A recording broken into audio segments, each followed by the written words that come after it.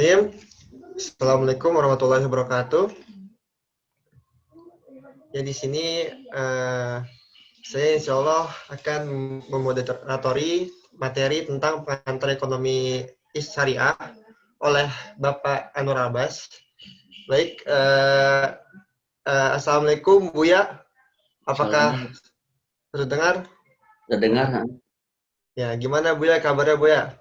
Baik, alhamdulillah. Alhamdulillah, oke. Untuk itu sebelumnya saya akan menyampaikan CV beliau. Jadi beliau bernama Dr. Haji Anur Abbas, MMMAG, lahir di Balai Mansiro, Guguak 50 Kota, Sumatera Barat, tanggal 15 Februari 1995. Beliau adalah seorang pengajar, ulama, dan ahli ekonomi Islam di Indonesia. Nah, pendidikan beliau meraih gelar Magister Agama dengan konsentrasi ekonomi Islam di Universitas Muhammadiyah, Jakarta, dan Magister Manajemen dari IPWI, Jakarta. Sedangkan gelar Doktor Syariah beliau dapatkan dari Universitas Islam Negeri UIN Syarif Hidayatullah Jakarta pada tahun 2008. Nah, selanjutnya ada karir beliau. Salah satu Ketua Majelis Ulama Indonesia MUI periode 2010 sampai 2015, Sekretaris Jenderal MUI periode 2015 sampai 2020, salah satu Ketua Pengurus Pusat Muhammadiyah periode 2015 sampai 2020. Nah, ini banyak banget nih pengalaman beliau di dunia ekonomi Islam sudah tidak diragukan lagi ya. Oleh karena itu, untuk mempersingkat waktu, saya serahkan kepada Pak Anur Abbas untuk memaparkan materinya. Assalamualaikum warahmatullahi wabarakatuh. Waalaikumsalam warahmatullahi wabarakatuh. Alhamdulillahirrahmanirrahim. Wassalatu wassalamu ala asyrafil anbiya wal mursalin wa ala alihi wa ashabi ajmin amma ba'du. Adik-adik yang saya hormati, ini berasal dari satu perguruan tinggi atau dari berbagai-bagai perguruan tinggi nih? Dari UIN semua, Pak. Satu perguruan tinggi, Pak. Oh, UIN Ciputat? Iya, oh, iya. UIN Ciputat. Dari Fakultas Ekonomi semua? Enggak, ada dari Fakultas FITK, ada dakwah. Oh ya, mayoritas FEB. Ya, baik, makasih. Saya diminta untuk bicara tentang pengantar ekonomi ya. Iya, pengantar Pak. Ekonomi Islam. Jadi kalau judulnya adalah pengantar ekonomi Islam, kita harus jelaskan dulu apa yang dimaksud dengan Islam ya. Orang mendefinisikan Islam itu adalah agama yang diturunkan oleh Allah Subhanahu wa taala kepada Nabi melalui Nabi Muhammad SAW atau kepada Nabi Muhammad SAW.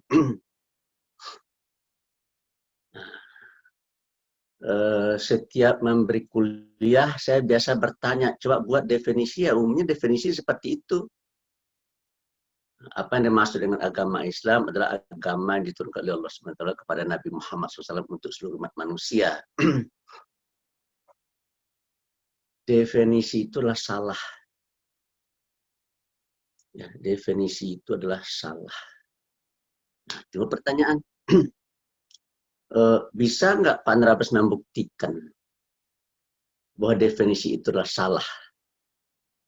Nah, saya akan buktikan nih bahwa definisi itu salah ya.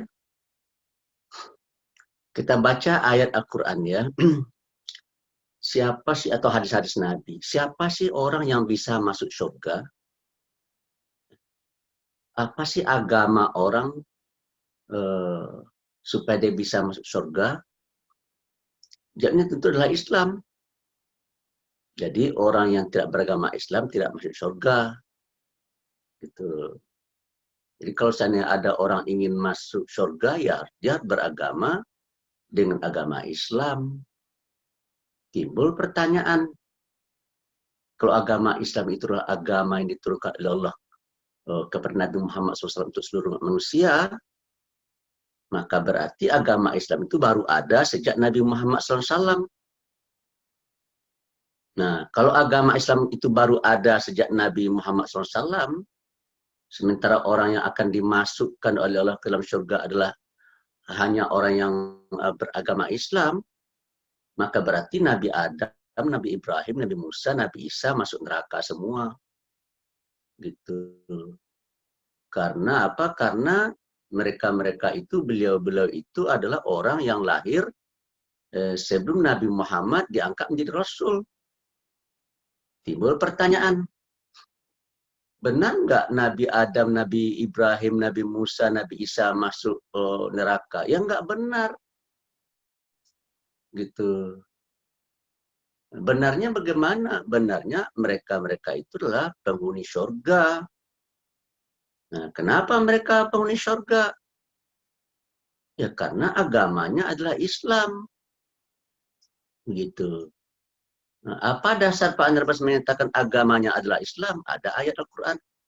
Bunyi begini. Bismillahirrahmanirrahim. Inna dina indallahil Islam. Nah, itu inna dina itu adin itu adalah agama itu pakai alif lam. Bentuknya tunggal. Kalau jamaknya bentuknya al-adian. Nah, sesungguhnya ada satu agama yang sudah dikenal ya, yang berasal dari Allah, yaitu agamanya namanya adalah agama Islam. Nah, jadi dengan demikian kita bisa membuat kesimpulan bahwa agama Islam itu definisinya bukanlah agama yang diturunkan oleh Allah Subhanahu wa taala kepada Nabi Muhammad. Tuh.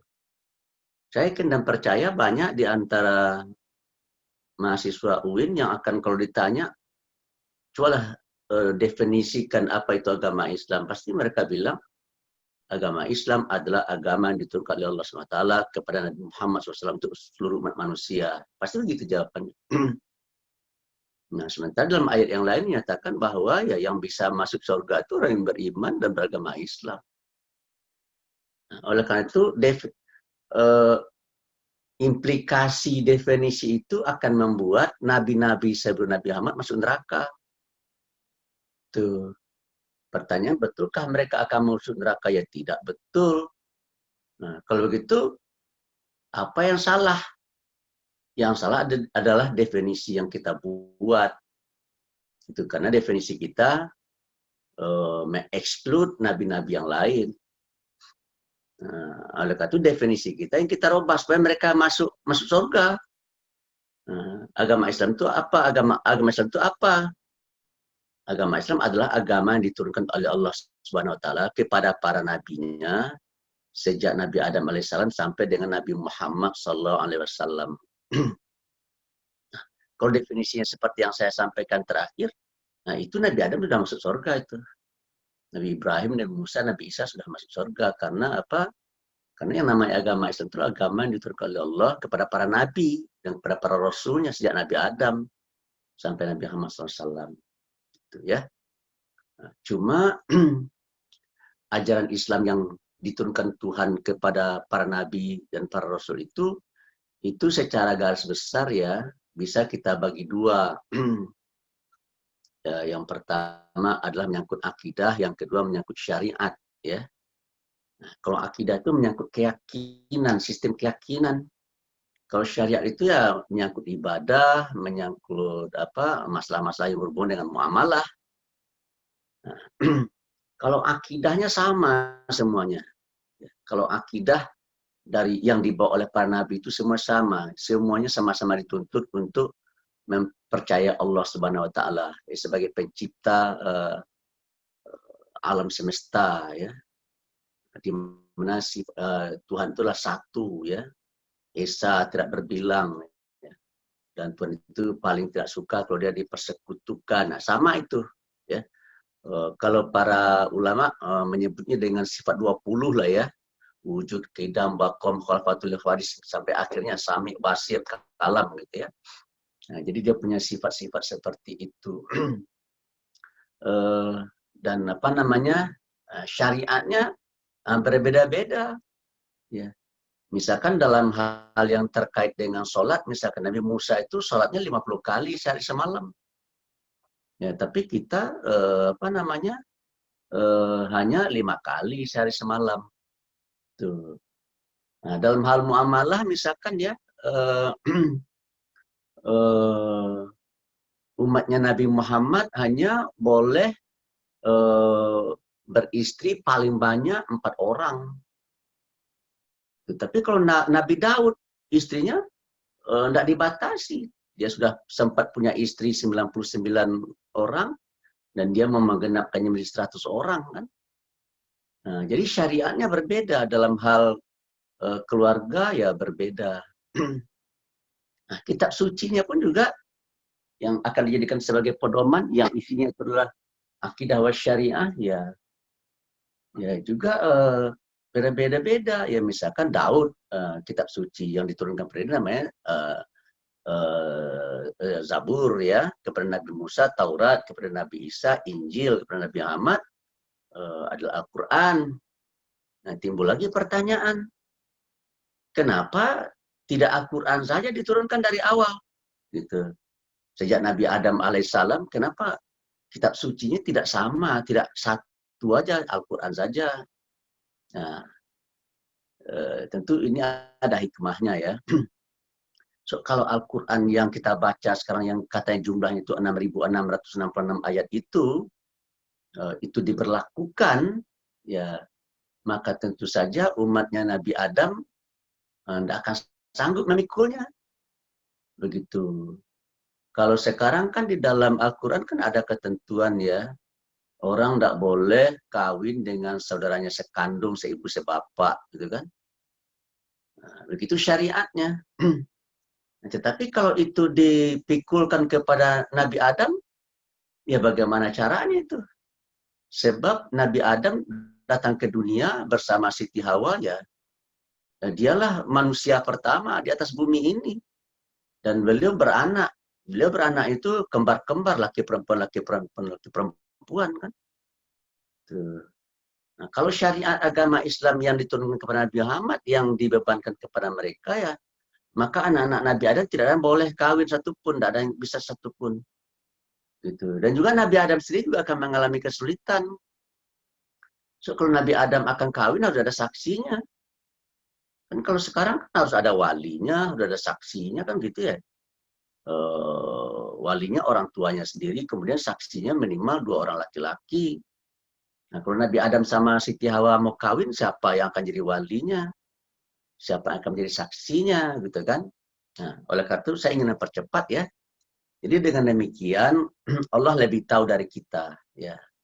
Nah, oleh karena itu Tuhan menurunkan kitab sucinya untuk masing-masing nabi lah ya. Yang paling kita kenal itu adalah Taurat untuk Nabi Musa dan umatnya, Zabur untuk Nabi Daud dan umatnya, Injil untuk Nabi Isa dan umatnya, dan Al-Quran untuk Nabi Muhammad dan umatnya.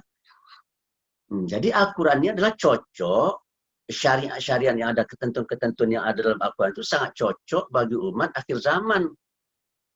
Begitu ya. Dan sebagian tidak cocok untuk umat-umat sebelumnya, terutama tadi seperti saya katakan ya, tentang perkawinan, tentang harta waris misalkan ya. Kalau seandainya misalkan tentang pembagian harta warisan ya ada ketentuannya, laki-laki dapat 2 kali banyak daripada anak perempuan kan begitu kan. Dan kalau seandainya ada seorang ayah meninggal ya harta peninggalnya dibagi. Tapi kalau untuk Nabi Adam belum ada ketentuan tentang itu. Sebumi ini yang seluas ini dari benua Amerika, Afrika, Eropa, Asia itu milik mereka berdua ya. Gitu. Tapi kalau sekarang kan sudah ada kepemilikan ya. Ya misalkan Anda punya tanah di mana, Anda punya rumah di mana gitu kan. Nah, tapi kan untuk zaman Nabi Adam kan tidak seperti itu. Mereka hidup secara komunal ya, secara berkumpul-kumpul gitu ya. Nah, baik, saya ingin mempercepat. Jadi Islam itu adalah agama yang diturunkan oleh Allah SWT kepada para nabi dan para rasulnya sejak Nabi Adam AS sampai dengan Nabi Muhammad SAW. Nah, kita sebagai umat Muhammad ya tentu mengikuti syariat. Ya, akidahnya sama dengan akidah Nabi Adam, Nabi Ibrahim, Nabi Musa, Nabi sama akidah kita. Tapi syariatnya berbeda. Nah, yang kita ikuti adalah syariatnya Nabi Muhammad, begitu kan? Nah, oleh karena itu kalau kita bicara tentang ekonomi Islam, ya berarti ekonomi yang syariatnya adalah yang diturunkan kepada Nabi Muhammad SAW, gitu. Nah, oleh karena itu Kalau kita bicara tentang ekonomi Islam, ya berarti ilmu ekonomi ya, yang mengesahkan Allah, yang mentauhidkan Allah, ya, yang segala sesuatunya harus didasarkan dan disumberkan kepada Al-Quran dan As-Sunnah. Karena memang Al-Quran dan As-Sunnah itulah dua pedoman dasar kita ya. Al-Quran sebagai pedoman utama dan pertama ya. Kemudian As-Sunnah, yaitu perkataan, perbuatan, dan ketetapan Nabi yang kita jadikan sebagai pedoman dan petunjuk di dalam mengharungi kehidupan kita, termasuk dalam kehidupan ekonomi. Nah, gitu. Sekarang saya pindah kepada ekonomi. Apa itu ekonomi ya? Nah, pengalaman saya dalam mengaji, saya sekarang sudah pensiun ya, umur saya sekarang sudah 65, lebih mendekati 66. Ya, ternyata mahasiswa banyak sekali yang nggak tahu dan nggak bisa merumuskan apa itu ekonomi. Tuh. Nah, kalau kita bicara ekonomi ya, itu minimal 3 hal itu yang harus kita pahami ya. Yang pertama, ekonomi sebagai activity, sebagai kegiatan ya. Yang kedua, ekonomi sebagai ilmu. Yang ketiga, ekonomi sebagai sistem. Gitu. Nah, kadang-kadang orang bicara, ketika bicara ekonomi, dia tidak bisa menempatkan dirinya. Dia bicara di mana, di ranah mana, di kawasan mana dia bicara ini. Apakah di kawasan ilmu ekonominya dia mau bicara, atau di kawasan sistem ekonominya, atau di kawasan aktivitinya gitu. Banyak yang nggak tahu itu, banyak yang nggak bisa membedakan. Ini saya karena sifatnya pengantar, ya saya menyampaikan hal-hal yang prinsip untuk diketahui. Oleh karena itu, kalau seandainya kamu ditanya orang tentang ekonomi, ya kamu tanya sama yang bertanya itu. Yang Anda mau tanyakan kepada saya itu, apakah ekonomi sebagai activity, apakah ekonomi itu sebagai ilmu, atau ekonomi itu sebagai sistem. Gitu. So, kalau orang melakukan kegiatan ekonomi, tidak punya ilmu pun juga boleh. Orang kalau melakukan kegiatan ekonomi, tidak tahu sistem pun nggak bisa, gitu kan ya. Nah, oleh karena itu kita tanya kepada dia, Anda ingin bicara dengan saya tentang mana activity? Misalkan kita pergi ke pasar Ciputat ya, kita lihat orang berjual beli situ, itu kegiatan ekonomi, itu activity. Kita pergi ke pasar Ciputat, atau kita pergi ke pasar Bintaro, kita lihat orang membawa pisang gitu kan ya, lalu pisangnya ditawar oleh orang gitu kan. Itu bukan ilmu ekonomi, itu adalah aktivitas ekonomi. Ya, seorang bapak mencangkul di sawah, itu aktivitas ekonomi ya. Seorang anak menggembalakan sapinya atau kerbaunya di bukit, itu adalah kegiatan ekonomi. Gitu. Kalau yang namanya kegiatan ekonomi itu adalah activity ya, kegiatan manusia. Apa itu? Usaha manusia untuk memenuhi kebutuhannya terhadap barang dan jasa. Tapi barang dan jasanya bersifat langka ya. Tuh. Kalau tidak langka, maka dia tidak disebut dengan kegiatan ekonomi. Nah, misalkan begini, saya ini sekarang bernafas ini. Saya hirup nafas, saya hirup oksigen, saya buang. Nah, itu ya. Itu barang dan jasa itu ya. Itu barang dan jasa. Tetapi jumlah supply-nya jauh lebih banyak dari jumlah demand-nya. Nah, itu kalau begitu, itu tidak disebut dengan langka. Dia langka itu adalah jumlah supply-nya kurang daripada jumlah demand-nya. Jadi lebih banyak permintaannya daripada supply-nya. Nah, sehingga terbentuk harga. Gitu. Tetapi kalau seandainya supply-nya lebih banyak daripada demand-nya ya, nah itu barangnya tidak ada harganya, jasa itu tidak akan ada harganya. Gitu. Nah, seperti misalkan orang yang tinggal di pinggir sungai yang airnya jernih, airnya bersih ya. Nah, itu air di situ melimpah. Nah, itu air di situ tidak ada harganya. Tetapi kalau air itu misalkan air itu ada di kota Jakarta ya. Di kota Jakarta memang ada Sungai Ciliwung, tapi tidak ada yang sanggup meminumnya kan gitu. Nah, oleh karena itu orang butuh air bersih. Nah, jumlah suplai air bersih itu ya, dengan tingkat demand-nya lebih banyak demand-nya daripada suplai-nya, sehingga terbentuk harga. Nah, oleh karena itu ya fenomena usaha manusia. Jadi manusia berusaha untuk memenuhi kebutuhan terhadap barang dan jasa ya. Nah, kemudian manusia yang melakukan activity itu, manusia yang melakukan kegiatan untuk memenuhi kebutuhan terhadap barang dan jasa itu diamati. Nah, diamati oleh orang yang cinta ilmu. Nah, diamati kok harga bawang di Ciputat naik kemarin hanya 40.000, kok sekarang 70.000 ya, kenapa ya? Nah, itu diamati. Setelah diamati, ketemu mereka. Apa sebabnya? Kok harga bawang dari 40.000, harga cabai dari 40.000, naik menjadi 70.000. Oh, ternyata suplainya hari ini turun, gitu kan? Dan turunnya cukup besar, hampir separuh. Akibatnya apa? Nah, karena suplainya turun, permintaannya tetap, ya, maka harganya naik, gitu. Nah, itulah sebabnya mengapa harga bawang hari ini, mengapa harga cabai hari ini naik dari kemarin.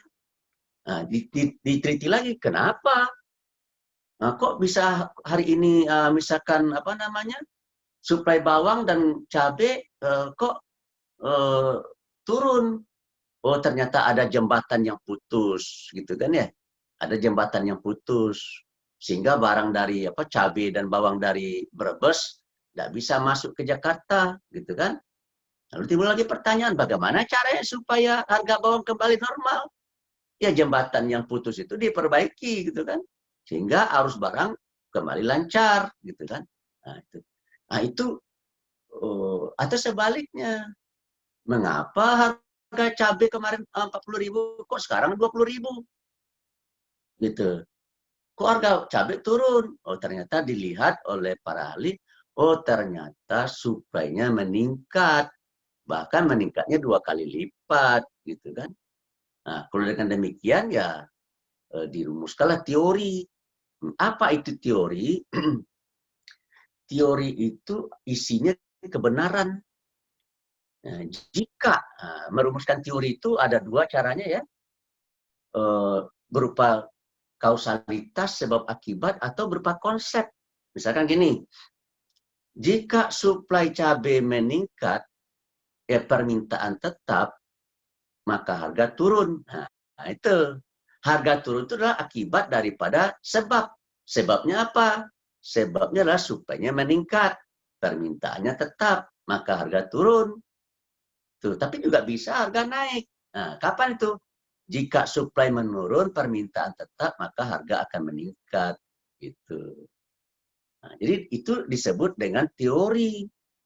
Nah, tapi kalau teori itu benar di mana-mana, itu bukan teori lagi, itu namanya hukum ekonomi. Gitu.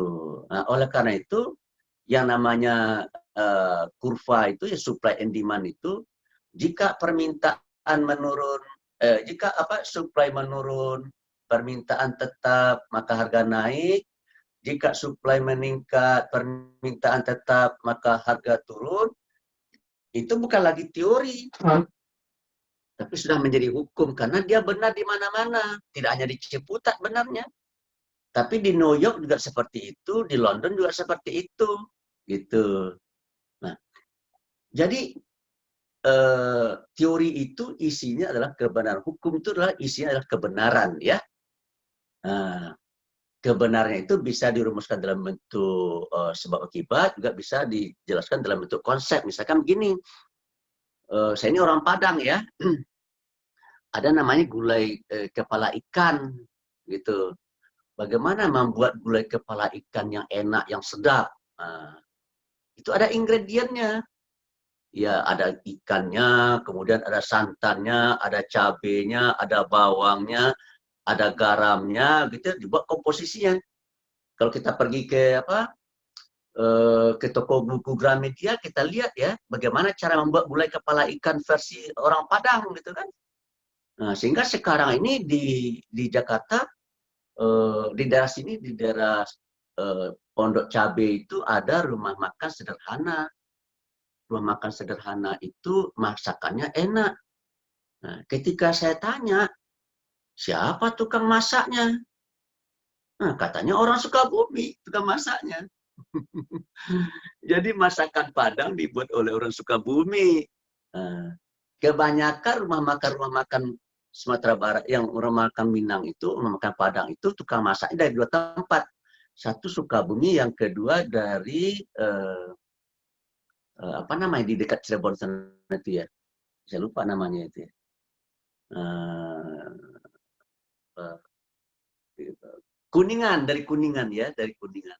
Jadi kok mereka bisa memasak masakan Padang ya? Ya karena mereka tahu ilmunya. Dari mana mereka tahu ilmunya? Ya karena mereka baca buku. Di dalam buku itu ada cara membuat masakan ala Padang. Nah, cara membuat itu namanya konsep gitu ya. Nah, oleh karena itu kalau itu diikutin, ketentuan-ketentuan itu diikuti, maka rasanya akan persis sama dengan rasa masakan gulai kepala ikan versi Padang. Tapi kalau dirubah, ada yang dikurangin begitu ya, maka rasanya akan berbeda. Sehingga orang menyatakan ini bukan masakan orang Padang ini mah. Ini masakan orang Jawa gitu kan. Nah, oleh karena itu mungkin nanti ada lagi gulai kepala ikan versi orang Jawa, gulai kepala ikan versi orang India.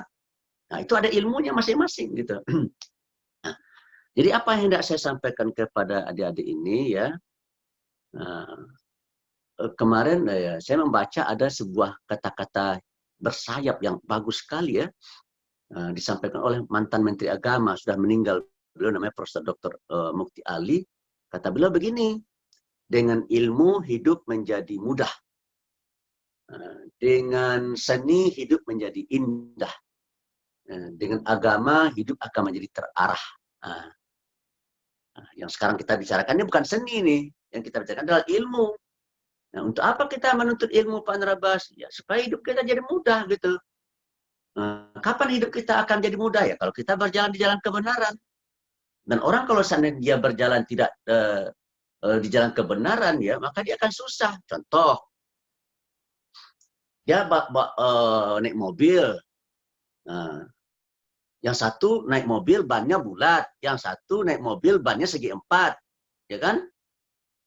Begitu. Mana yang enak itu? Mana yang akan lebih mudah? Itu yang bulat, bannya yang bulat. Kalau yang segi empat atau segi tiga ya akan sangat susah sekali ya. Oleh karena itu ya orang menemukan ya benarnya bagaimana sih gitu. Benarnya kalau kita akan melakukan sesuatu itu, menjahit pakaian misalnya, benarnya bagaimana sih? Nah, kalau dia ketemu dengan benar itu, maka berarti dia sudah punya ilmu ya. Benarnya membaca Al-Quran itu bagaimana sih? Panjang pendeknya bagaimana sih? Nah, kalau dia dapat ya berarti dia tahu ilmu tajwidnya. Gitu ya. Berarti dia sudah punya ilmu ya. Jadi sebenarnya kalau Anda ditanya, Anda ngapain sih ke UIN? Anda jawab mencari ilmu. Gitu. Nah, dan saya sering tanya tuh sama mahasiswa, Anda ngapain ke kampus ini, ke UIN ini? Mencari ilmu, Pak. Udah ketemu atau belum? Gitu. Dia bingung sendiri, kenapa? Karena dia tidak tahu ilmu itu apa. Ya, ilmu itu adalah kumpulan daripada pengetahuan ya. Pengetahuan itu isinya adalah kebenaran ya, yang disistematisasikan ya, yang bersifat objektif dan terbuka. Nah, kalau dalam ilmu fisika misalkan ya, angin bertiup dari yang padat ke yang renggang. Itu bukan pernah itu terjadi dari yang renggang ke yang padat, tidak pernah itu. Dia fitrahnya itu dari yang padat ke yang renggang gitu kan. Nah, kalau seandainya batu saya lemparkan ke dalam air ya, itu beratnya bertambah atau berkurang. Nah, diteliti orang ternyata berat benda itu kalau dilemparkan ke dalam air beratnya berkurang gitu. Kemudian besi kalau dipanaskan dia akan memuai. Tembaga kalau dipanaskan dia akan memuai. Kemudian emas kalau dipanaskan memuai gitu. Jadi besi dipanaskan memuai, emas dipanaskan memuai, tembaga dipanaskan memuai. Nah, besi itu parsial, emas itu parsial, kemudian tembaga itu parsial. Nah, kita cari yang bentuk generalnya. Nah, bentuk generalnya daripada besi, tembaga, dan emas itu apa itu? Oh, ternyata logam. Nah, kita buat kesimpulan. Jika logam jika dipanaskan, maka dia akan memuai. Nah, lalu nanti kita buktikan, emas logam kita panaskan, oh memuai. Besi logam kita panaskan, memuai. tembaga, logam kita panaskan memuai, ya kan? Lalu disusun ya, segala hukum dan ketentuan yang kita temukan yang menyangkut alam fisik, kita susun, lahirlah ilmu fisika, gitu. Dan kalau seandainya itu menyangkut kejiwaan, ya temuan-temuan kita itu kebenaran kejiwaan itu ya kita susun menjadi ilmu psikologi dia. Nah, kalau seandainya yang pengetahuan kita yang berisi kebenaran itu yang menyangkut ekonomi, usaha manusia untuk memenuhi kebutuhan terhadap barang dan jasa, kita susun, terbentuklah ilmu ekonomi. Nah, jadi Anda yang belajar ilmu ekonomi itu sebenarnya adalah orang-orang yang sudah menspesialisasikan dirinya untuk mengetahui kebenaran-kebenaran dalam kehidupan ekonomi, dalam hal yang terkait dengan barang dan jasa. Gitu ya. Ini ada tanya jawab ya? Halo? Iya Pak, ada. Kalau Ada tanya jawab? iya, Saya sampai jam berapa ini? sampai jam 2:20 Pak. 2:20 ya, oke ya. Nah, sekarang ini apa namanya sistem ekonomi. Apa yang dimaksud dengan sistem ekonomi? Sistem ekonomi itu adalah menyangkut tentang cara ya. Setiap orang ingin hidup sejahtera. Tidak ada orang yang ingin hidup sejahtera. Cuma nasibnya ada yang sejahtera ada yang tidak, gitu kan? Tapi pada dasarnya semua orang ingin hidup sejahtera, gitu. Nah, timbul pertanyaan, bagaimana caranya supaya setiap orang bisa hidup sejahtera? Setiap orang sudah berusaha, tetapi kita lihat nasibnya beda-beda, gitu kan? Nah, lalu secara bersama-sama mereka mencoba mencari solusi. Ya, karena yang namanya manusia itu kan makhluk sosial, jadi tidak bisa hidup sendiri kan. Kayak saya punya istri, punya anak, memang betul itu community. Community terkecil itu kan ada keluarga kan, kemudian RT, RW, kecamatan, kabupaten, provinsi, negara kan. Di setiap level itu pasti punya keinginan seperti itu. Di level negara, negara menginginkan rakyatnya sejahtera. Di level provinsi, gubernur ingin rakyat sejahtera. Di level kabupaten, bupati pengen rakyat sejahtera. Di level kecamatan, camatnya pengen sejahtera. Di tingkat kelurahan, lurahnya pengen rakyat sejahtera. Di tingkat RW, RW-nya ingin rakyat sejahtera. Di tingkat RT, ketua RT juga ingin rakyat sejahtera. Nah, cuma timbul pertanyaan, bagaimana caranya supaya setiap orang atau individu yang ada di masyarakat itu bisa sejahtera? Gitu kan? Begitu dia temukan caranya, lahirlah sistem ekonomi. Gitu. Jadi sistem ekonomi itu apa, penerabas? Yaitu cara yang ditentukan dan dipilih oleh suatu bangsa atau oleh suatu negara, oleh suatu masyarakat dalam rangka memenuhi dalam rangka memenuhi dan menciptakan kesejahteraan bagi rakyat. Nah, oleh karena itu kita mengenal ada beberapa sistem ekonomi. Ada dua sistem ekonomi yang sangat menonjol itu yaitu pertama sistem ekonomi liberalisme kapitalisme, yang kedua adalah sistem ekonomi sosialisme. Di dalam sistem ekonomi liberalisme ada sebuah asumsi. Nah, kalau seandainya kita ingin membuat rakyat kita itu sejahtera, maka berikanlah kebebasan kepada masing-masing individu itu untuk berbuat, gitu, untuk melakukan apa yang dia inginkan, beri kebebasan. Gitu. Karena apa? Ada dasarnya itu. Karena masing-masing orang ini kan concernnya nggak sama ya. Inna sa'yakum lasyatta, kata Tuhan ya. Apa namanya? Usaha kamu itu berbeda-beda. Kita lihat ya, contohnya secara empirik ya. Ada tukang besi, ya kan? Ada tukang jahit ya. Ada petani, ada peternak kan? Ada yang jadi guru kan? Ada yang jadi tukang cukur. Nah, itu kan sa'yakum lasyatta. Sesungguhnya usaha kamu itu berbeda-beda ya. Nah, timbul pertanyaan, bagaimana caranya supaya sebuah masyarakat itu sejahtera? Caranya adalah bagaimana caranya supaya masyarakat itu produktif. Gitu. Jadi suatu masyarakat akan sejahtera kalau masyarakatnya produktif. Suatu masyarakat tidak akan sejahtera kalau masyarakatnya tidak produktif. Bagaimana caranya membuat supaya masyarakat itu produktif? Ya, serahkan, berikan kebebasan kepada individu-individu yang ada dalam masyarakat itu untuk memilih pekerjaan yang dia suka. Gitu. Kalau misalkan seniman, ya kalau dia senang bermain gitar, ya dia bermain gitar lah, mencari uang lah dia dengan main gitar. Gitu kan. Kalau seandainya dia senang main bola, kayak Lionel Messi dan Ronaldo, dia main bola lah, gitu kan. Nah, oleh karena itu, orang itu akan bisa maksimal dan produktif di dalam bidang itu kalau bidang itu menjadi sesuatu yang dia sukai, sesuatu yang dia memang ada bakat di situ ya. Nah, saya ingin mencontohkan diri saya ya. Saya ini umurnya 66 tahun. Saya senang sekali mendengar musik. Saya senang sekali melihat dan mendengar orang bermain gitar. Nah, dan saya sudah membeli berkali-kali saya membeli gitar. Nah, sampai hari ini enggak bisa saya main gitar, gitu kan? Tapi apa namanya, anak-anak kecil umur 4 tahun, saya lihat dia memegang ukulele tanpa melihat apanya, dia bermain gitar, bermain ukulele, ya kan? Pertanyaannya adalah, saya ini dokter, dia belum sekolah, tapi kok dia bisa main main gitar, kok saya nggak bisa main gitar, gitu kan? Ya karena masing-masing orang itu ada mazayanya, ya. Masing-masing orang itu ada kelebihannya, ya. Ada orang yang lebihnya di seni, ada orang yang lebihnya di ilmu-ilmu eksakta, ada orang yang lebihnya di ilmu-ilmu sosial, gitu kan? Nah, dan ilmu itu macamnya banyak sekali, gitu kan? Ilmu itu macamnya banyak sekali. Pengelompokan ilmu itu banyak sekali. Nah, dan tadi kan sudah saya katakan bahwa yang namanya sistem ekonomi itu cara suatu masyarakat atau suatu bangsa untuk memenuhi kebutuhan terhadap barang dan jasa.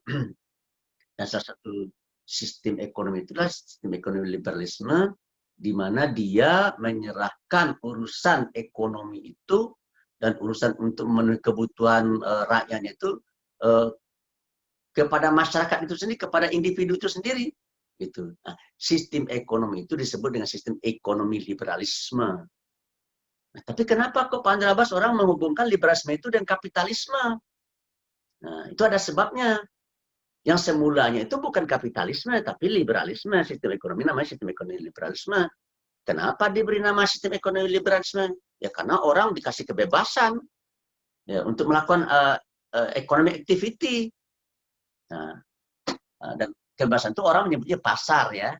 Nah, lalu apa yang terjadi di pasar? Ya terjadilah persaingan di pasar, ya kan? Persaingan di pasar. Nah, misalkan begini, ini tempat air ini ya mungkin harganya 10.000 ya, harganya 10.000 gitu ya. Anda punya uang 15.000, saya punya uang 8.000. Siapa yang akan mendapatkan ini tempat air ini? Ya tentu yang mendapatkannya yang punya uang 15.000 atau enggak usahlah 15.000. Ini harganya 10.000, Anda punya uang 11.000, saya punya uang 9.000. Siapa yang dapat ini?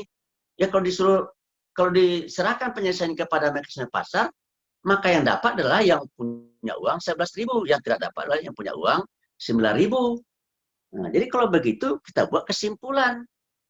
Nah, sistem ekonomi pasar itu ternyata berpihak kepada siapa? Ternyata dia berpihak kepada orang yang punya kapital, punya uang, gitu. Dan dia tidak berpihak kepada orang yang tidak punya kapital, tidak punya uang. Nah, kalau begitu, sistem ekonomi liberalisme itu adalah sistem ekonomi kapitalisme. Begitu, karena di dalam sistem ekonomi liberalisme itu yang akan menang dalam persaingan di pasar adalah yang kuat. Yang kuat apanya? Yang kuat kapitalnya. Nah, oleh itu orang menyebut sistem ekonomi liberalisme kapitalisme. Gitu kan? Nah, tetapi setelah sistem ekonomi liberalisme kapitalisme itu ya muncul fenomena baru. Apa yang terjadi? Nah, yang terjadi di pasar itu adalah mirip pertandingan sepak bola dunia. 32 klub yang bertanding, kemudian menjadi 16 klub. Ya, yang 16 klub kalah, yang menang 16. 16 itu bersaing lagi, tinggal 8 klub. Yang 8 klub itu bertanding lagi, tinggal 4. Semifinal ya. Yang 4 itu bersaing lagi, tinggal 2. Yang 2 itu bersaing lagi, tinggal 1. Yang 1 itu juara. Nah, siapa yang juara? Nah, yang juara itu adalah yang paling prima, yang paling kuat gitu ya. Nah, oleh karena itu sistem ekonomi liberalisme dan kapitalisme ini adalah sebuah sistem ekonomi yang berpihak kepada orang yang kaya, kepada orang yang memiliki kapital, dan tidak berpihak kepada orang yang tidak punya kapital, dan tidak berpihak kepada orang yang tidak kaya. Nah, sementara masyarakat ini ya jumlahnya banyak. Sehingga akhirnya masyarakat terbelah, ada yang kaya dan ada yang miskin. Setelah dilihat jumlahnya, apakah yang banyak yang kaya dan sedikit yang miskin, atau yang banyak yang miskin dan sedikit yang kaya? Ternyata fakta menunjukkan, realitas empirik menunjukkan bahwa yang kaya itu ternyata sedikit, yang banyak itu ternyata yang miskin, gitu kan? Begitu. Nah, fenomena itu dilihat oleh Karl Marx, dan Karl Marx melihat ya apa yang dilakukan oleh orang kaya terhadap orang miskin. Ternyata yang dilakukan oleh orang kaya itu adalah mengeksploitasi orang miskin untuk kepentingannya. Nah, bagaimana cara itu, Pak Narabas? Orang kaya itu ternyata dia ingin lebih kaya lagi dari yang sudah dia kekayaan ada itu. Nah, jadi salah satu sifat dan sikap yang sangat menonjol yang tampak oleh Karl Marx adalah ternyata orang kaya itu tamak, gitu kan? Kalau bisa dia mendapatkan keuntungan sebesar-besarnya, gitu. Nah, diamatin oleh ahli, oleh ilmuwan ya, dia lihat untuk mendapatkan kekayaan itu bagaimana caranya? Ya dia harus mendapatkan profit. Untuk mendapatkan profit itu bagaimana caranya? Dia harus memproduksi. Kalau untuk memproduksi itu bagaimana caranya? Ya itu ada dua cost, ada dua cost yang harus dikeluarkan. Namanya satu fixed cost, yang kedua variable cost. Nah, kalau fixed cost itu namanya gaji, ya gaji, listrik itu adalah fixed cost. Jadi biaya tetap ya. Kita kita buat 100 atau hanya 2 atau 3 itu karyawannya tetap segitu aja jumlahnya, jadi fixed cost. Tapi ada variable cost gitu kan. Nah, jadi kalau jumlah fixed cost dengan total cost jumlah fixed cost dengan variable cost terbentuklah total cost. Nah, kalau kita ingin mendapat untung, maka total revenue kita di atas total cost. Jadi harus ada splitnya. Ini total revenue, ini total cost. Nah, antara inilah yang disebut dengan profit gitu. Nah, oleh karena itu kalau saya ingin memperbesar keuntungan saya, ya saya tekan total cost-nya. Nah, bagaimana cara menekan total cost, Pak Trabas? Ya, gajinya saya kurangin. Gitu kan? Kalau perlu nggak usah digaji. Nah, itu dilakukan oleh Belanda di Indonesia. Ya kan ada teorinya ya, suatu negara akan kaya kalau dia kaya dengan sumber daya alam. Indonesia kaya dengan sumber daya alam, cuma jalannya nggak ada. Untuk mengangkut sumber daya alam ke pelabuhan nggak ada. Nah, lalu apa yang harus dilakukan? Ya harus ada investasi, harus ada modal yang dikeluarkan. Nah, kalau ada modal yang dikeluarkan untuk membuat jalan, berarti menambah total cost. Nah, supaya total cost tidak bertambah, bagaimana caranya? Nah, dilakukanlah kerja paksa. Jadi orang bangsa Indonesia disuruh bekerja tapi tidak diupah. Sehingga akhirnya total cost-nya rendah, harga jualnya di Eropa sana mahal, keuntungannya menjadi besar.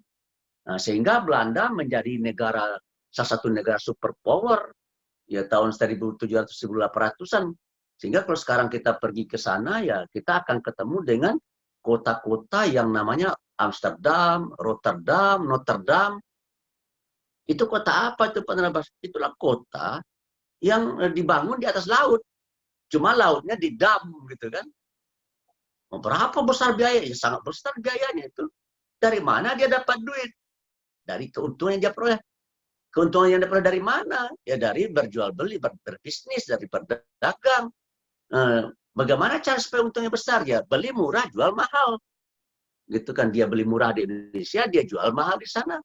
Bagaimana cara supaya membelinya di Indonesia murah? Ya tetap kosnya murah, ya paksa bangsa Indonesia untuk bekerja tanpa diupah. Nah, sehingga akhirnya Karl Marx melihat sistem ekonomi liberalisme ini adalah tidak manusiawi. Sistem ekonomi liberalisme kapitalisme ini adalah sebuah sistem ekonomi yang zalim.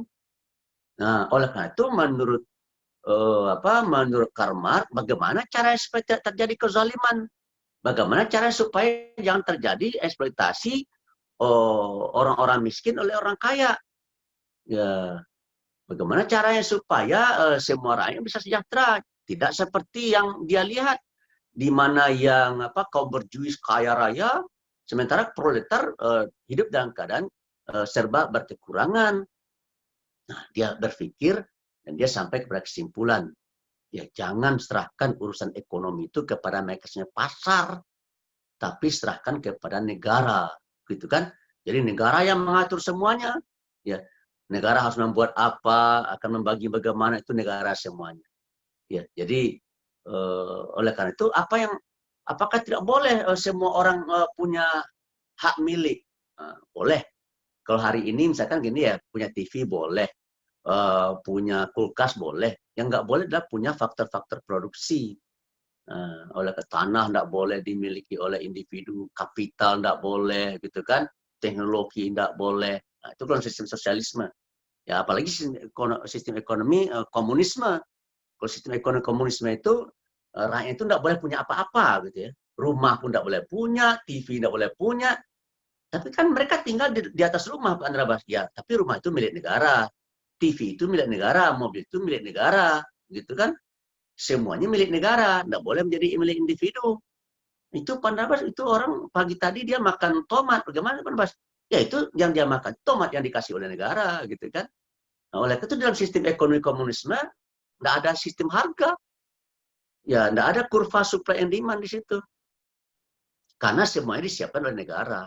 Jadi tidak ada harga. Jadi harga itu ada dalam konsep sistem ekonomi liberalisme, kapitalisme. Nah, tapi sistem ekonomi liberalisme, kapitalisme itu punya masalah, gitu kan? Dan sistem ekonomi sosialisme, komunisme itu juga punya masalah. Nah, oleh karena itu, para ahli ilmu ekonomi yang mempelajari liberalisme sebagai sebuah sistem, yang mempelajari komunisme sebagai sebuah sistem, mereka berkesimpulan bahwa dalam sistem ekonomi liberalisme itu ada penyakitnya. Dalam sistem ekonomi komunisme itu juga ada penyakitnya, gitu kan? Gitu. Apa penyakitnya Pak Neraba? Kalau dalam sistem ekonomi sosialisme itu produktivitas tidak bisa maksimal karena orang disuruh bekerja untuk hal yang dia tidak suka, gitu kan? Itu padahal kalau seandainya kita ingin produktivitasnya tinggi ya berikan kebebasan kepada individu-individu untuk memilih pekerjaan yang dia suka. Nah, sehingga akhirnya di dalam negara sosialisme komunisme itu produktivitas rendah, tapi rasa kebersamaan tinggi.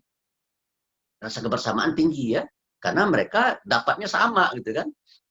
Nah, tapi dalam sistem ekonomi liberalisme kapitalisme ya, yang kuat tambah kuat, yang miskin, yang lemah ya naiknya dikit-dikit aja. Akibatnya terjadilah pembelahan masyarakat ya ke dalam dua kelompok minimal, kelompok orang yang kaya, kelompok orang miskin, kelompok borjuis, kelompok proletar. Yang di atas mengendalikan yang di bawah, gitu kan. Nah, sehingga akhirnya yang terjadi adalah masyarakat yang di bawah membenci yang di atas. Yang di atas mengeksploitasi yang di bawah. Sehingga akibatnya stabilitas dalam negeri menjadi terganggu. Nah, oleh karena itu orang ingin mencari sistem ekonomi seperti apa sih yang kira-kira ya enak ya bagi semua pihak, gitu kan. Nah, maka muncullah sistem ekonomi yang disebut dengan mixed economic system. Nah, disebutlah sistem ekonomi campuran. Nah, begitu ya.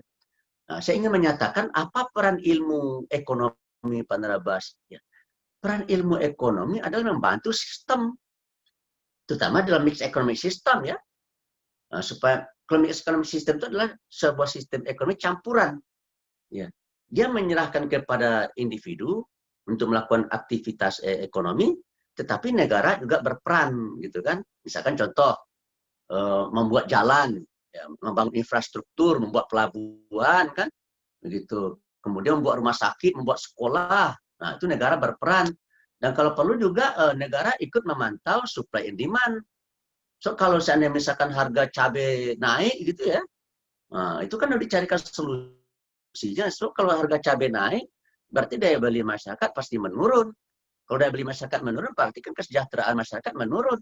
Sementara tujuan kita adalah bagaimana caranya supaya kesejahteraan rakyat meningkat. Tapi kok faktanya menurun, gitu kan? Nah, kalau seandainya diserahkan saja kepada makanan pasar, ya lambat selesainya. Nah, oleh karena itu negara harus hadir. Oleh karena itu sering sekali kita membaca di media ya, kalau ada persoalan-persoalan, nah, masyarakat minta negara harus hadir dalam masalah ini. Nah, begitu. Contohnya misalkan terjadi tsunami di Aceh kan, ya itu kan masyarakat di sana kan tsunami itu kan peristiwa alam ya, tapi kan berdampak ekonomi. Nah, kalau serahkan sama mekanisme pasar ya sudah, yang nggak dapat beras ya tidak makan dari itu kan, gitu kan. Nah, oleh karena itu negara datang membantu, gitu kan. Nah, sehingga terbentuklah mixed economic system, sistem ekonomi campuran, di mana pelaku dalam bidang ekonomi itu dua. Satu individu, yang satu lagi negara. Nah, biasanya negara yang kayak begini itu dikenal dengan welfare state, negara sejahtera, negara berkesejahteraan. Nah, pelaku ekonominya dua, individu dan negara.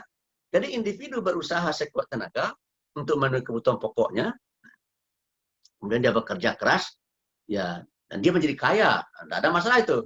Tapi dia sudah bekerja, tapi dia tetap miskin. Negara harus ada membantu. Jadi kalau ada orang miskin di Australia, lalu negara tahu, maka negara akan datang hadir membantu mereka. Makanya kalau di Amerika, di Australia atau di Amerika, di negara-negara welfare state itu, kalau ada orang miskin, ya mengadu aja kepada negara. Nah, saya punya keponakan di Australia, di Sydney,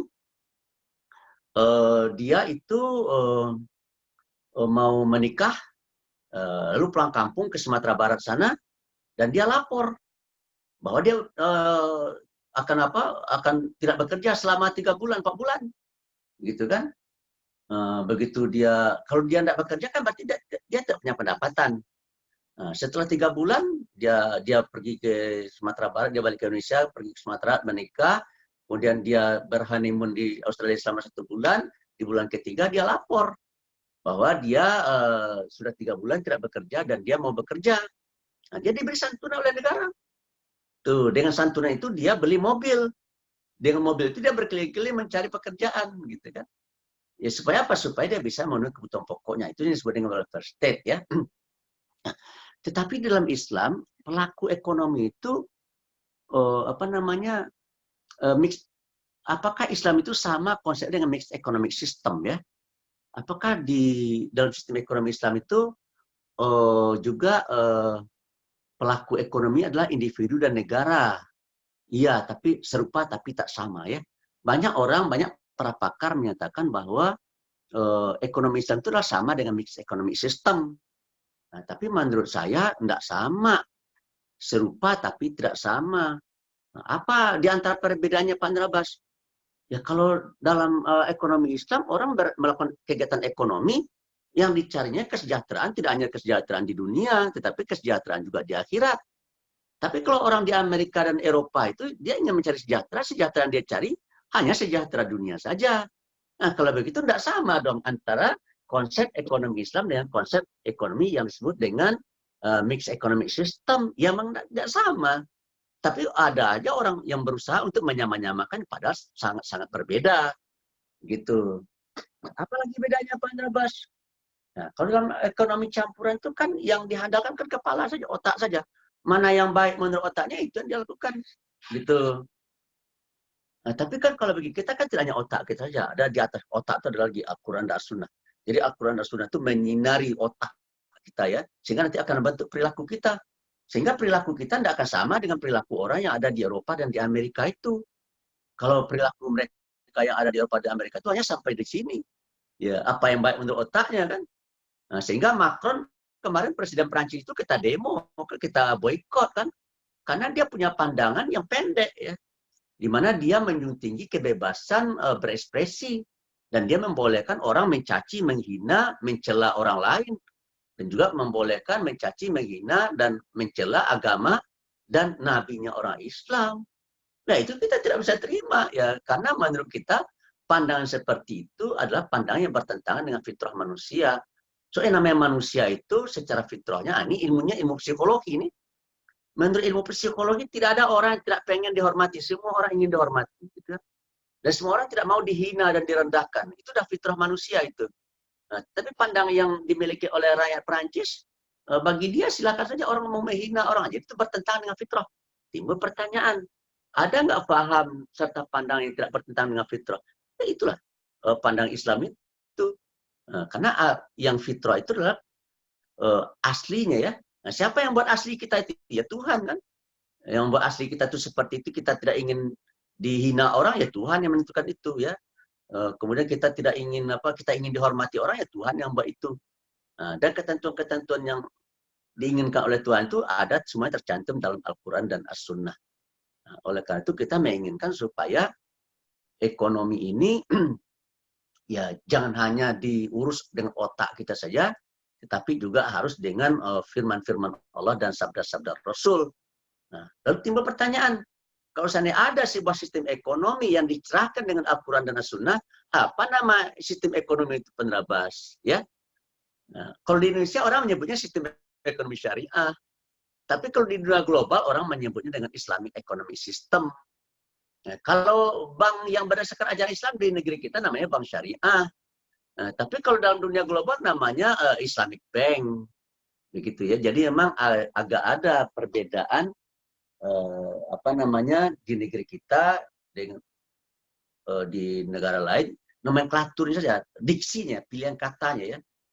Ya tentu itu ada apa namanya ada kajiannya tersendiri mengapa tidak pakai bank Islam, mengapa pakai bank syariah ya, di antara alasannya adalah karena orang di negeri ini ketika kita mendirikan bank Islam itu ya apa namanya kebencian orang terhadap Islam dan ketakutan orang terhadap Islam sangat tinggi ya. Nah, oleh karena itu dicarilah kosakata diksi yang kira-kira tidak terlalu menakutkan orang, yang dipilih kata syariah gitu kan. Tapi syariah itu sebenarnya jalan. Ada syariah agama Hindu, ada syariah agama Buddha, ada syariah agama Yahudi gitu kan. Tapi orang sudah mengidentikan bank syariah itu ya bank Islam gitu kan. Padahal sebenarnya bank syariah itu bisa syariah agama Hindu, bisa syariah agama Buddha, bisa syariah agama Katolik, bisa syariah agama Nasrani, Kristen gitu kan. Jadi yang kita melihat sekarang ini adalah ada dua sistem ekonomi yang sangat menonjol, itu mixed economic system dan sistem ekonomi Islam yang bersaing gitu. Nah, sistem ekonomi apa? Sistem ekonomi campuran itu yang dikenal orang juga dengan sekarang dengan sistem ekonomi liberalisme ya. Tapi ada yang menyebutnya dengan neoliberalisme. Apa beda liberalisme dengan neoliberalisme, Pak Andrabas? Kalau liberalisme itu semata-mata urusan ekonomi itu diurus oleh pasar, oleh individu. Tapi kalau neoliberalisme itu tidak hanya lagi individu, tapi juga negara, gitu. Nah, tapi anehnya ada negara, ada individu, tapi individu membawahi negara, gitu kan. Nah, sehingga kebijakan-kebijakan yang lahir dari negara itu adalah biasanya kebijakan-kebijakan yang berpihak kepada individu yang kaya-kaya itu. Orang menyebutnya dengan oligarki, baik oligarki politik dan oligarki ekonomi. Kalau dalam oligarki politik itu bicara kekuasaan, politik bicara tentang kekuasaan ya. Siapa yang memegang kekuasaan? Ya orang partai politik ya. Orang kalau mau berpolitik ada kosnya kan. Kalau ada kosnya itu perlu biaya, perlu dana yang banyak. Nah, dia tidak punya dana, dia tidak punya biaya yang banyak. Terus bagaimana caranya, Pak Terabas? Ya, pertama merampok. Nah, tapi kalau merampok kan tidak bisa. Merampok hari ini, nanti malam ketangkap, tidak bisa ya. Yang bisa itu adalah meminta-minta. Minta-minta sama yang punya kapital kan. Gitu. Lalu akhirnya oleh yang punya kapital dikasih. Gitu. Timbul pertanyaan. Ada yang tangan al-yadul ulya, kalau menjadi sufla, kata Nabi kan, tangan di atas lebih tangan di bawah. Oligarki politik minta duit kepada oligarki kapital, oligarki ekonomi. Nah, jadi siapa yang lebih di atas? Yang lebih di atas adalah oligarki ekonomi dan bisnis. Yang di bawah siapa? Oligarki politik gitu. Kata Nabi, tangan di atas lebih tangan di bawah. Artinya apa itu? Yang lebih berkuasa yang memberi, yang kurang berkuasa yang menerima. Nah, akibatnya apa yang terjadi? Ketika negara membuat kebijakan-kebijakan, maka kebijakan itu dipengaruhi oleh keinginan dari si pemberi dana. Nah, akibatnya apa yang terjadi? Akibatnya adalah undang-undang dan peraturan yang ada, yang dibuat di negeri itu sangat kental muatannya dengan apa namanya warna dan kepentingan dari pemilik kapital. Nah, itulah yang kita lihat kemarin ketika rencana RUU Cipta Kerja itu. Ya, di mana yang sangat kental kepentingan pengusaha, sementara kepentingan karyawan terabaikan. Nah, sehingga fenomena ini tidak hanya ada di negeri kita, ini terjadi di mana-mana. Nah, dan dunia melihat bahwa kehidupan politik dan ekonomi seperti ini tidak baik ini. Dia akan menimbulkan permusuhan, tidak hanya permusuhan di antara warga bangsa, tapi juga permusuhan antara negara. Nah, oleh karena itu, dunia mencoba mencari konsep. Nah, konsep itu namanya adalah Sustainable Development Goal. Yaitu sebuah dunia harus menjunjung tinggi, harus punya paradigma bagaimana caranya supaya dunia ini menjunjung tinggi tujuan pembangunan yang sustainable. Gitu. yang berkelanjutan ya. Nah, lalu mereka menemukan 3 pilar kalau seandainya kita ingin menciptakan satu kehidupan ekonomi bermasyarakat dan bernegara yang enak bagi semua pihak gitu. Tidak hanya enak bagi yang kaya, tapi yang tidak kaya pun juga merasakan enaknya gitu kan. Nah, ketemulah mereka dengan 3P. Yang satu profit, yang kedua people, yang ketiga planet. Nah, profit, people, planet. Artinya apa? Silakanlah pengusaha mencari profit. Tetapi kalau seandainya dia sudah dapat profit, ya keuntungan itu jangan dia makan sendiri. Ya dia berbagi dengan karyawannya. Dia berbagi dengan supplier-supplier yang apa gitu. Jangan hanya dia eksploitasi saja karyawannya untuk keuntungan sebesar-besar bagi dia gitu. Nah, terus dia juga harus peduli terhadap lingkungan. So, yang namanya manusia itu kan hidup di tengah-tengah lingkungan. Kalau lingkungannya rusak, tentu kehidupan manusia juga akan rusak, gitu kan? Nah, muncullah 3 konsep yang disebut dengan Sustainable Development Goal atau SDGs. Dan dunia sekarang ini sedang mengelu-elukan konsep SDGs ini. Nah, yang membuat kita terkejut adalah saya ditelepon oleh teman saya dari Australia, Pak Andrabas, saya baru mengikuti sebuah seminar dan kajian katanya ya. Dia menceritakan bahwa dunia sekarang ini sedang menjunjung tinggi SDGs dengan 3 P-nya. Tetapi setelah saya baca, ternyata itu ada dalam surat Al-Quran, dalam surat Al-Qasas ayat 77, yang bunyi adalah sebagai berikut. A'udzubillahi bismillahirrahmanirrahim. Wabtaghi fima ataqallahu darul akhirah wala tansa nasibaka minad dunya wa ahsin kama ahsanallahu wala tabghil fasada fil ard innallaha la yuhibbul mufsidin. Ya. Silakan engkau mencari ya apa karunia-karunia Allah ya untuk kepentingan dunia kamu dan akhirat kamu. Wabtaghi fima ataqallahu darul akhirah wa tansa nasibaka minad dunya wa ahsin kama ahsanallahu, dan berbuat baiklah engkau kepada orang lain sebagaimana saya telah berbuat baik kepada kamu, gitu kan? Kemudian ya jangan lupa dan jangan kamu wala tabghil fasada fil ard, dan jangan sekali-kali kamu berbuat fasad di muka bumi ini. So saya kata Tuhan tidak suka kepada orang yang berbuat binasa itu. Nah, jadi kita lihat ada 3 pilar itu.